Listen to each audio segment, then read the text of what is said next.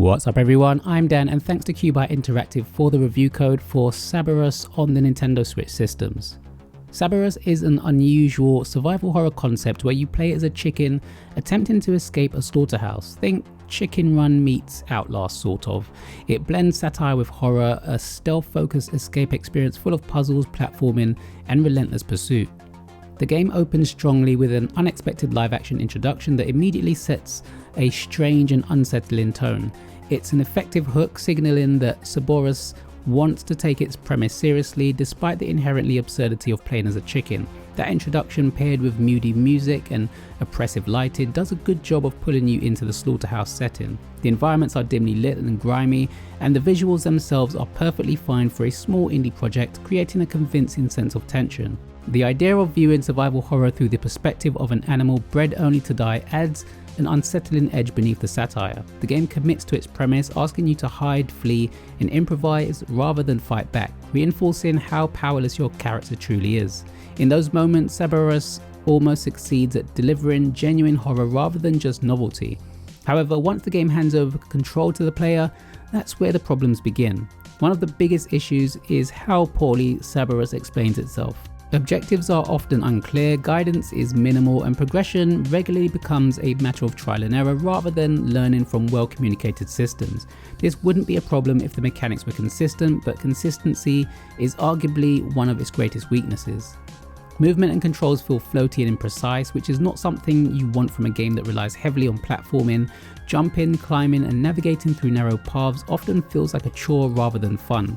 Platforming sections are frequently frustrating with invisible collision issues and jumps that fail even when timed correctly. When precision is required, the game simply doesn't respond well enough to support it. Enemy AI is inconsistent, slaughterhouse workers may ignore you entirely one moment, then spot you instantly the next.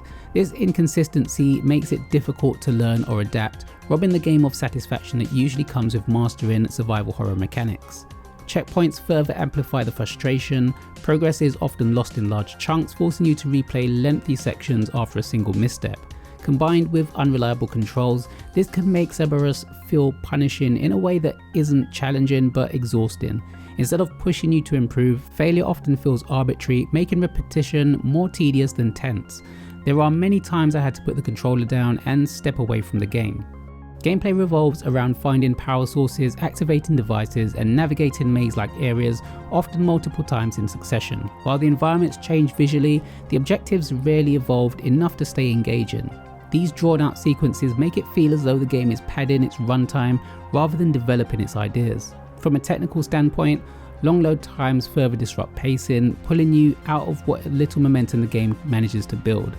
Despite its strengths in atmosphere and originality, Saborus ultimately struggles where it matters most: gameplay.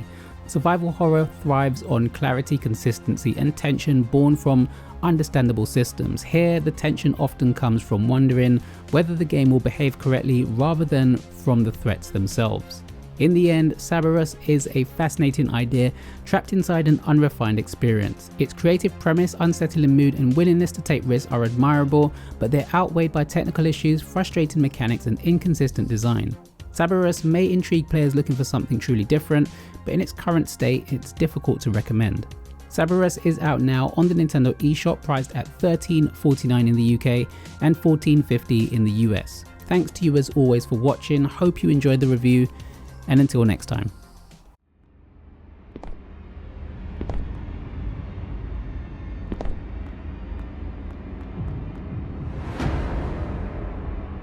What the hell is this? How did this chicken get here?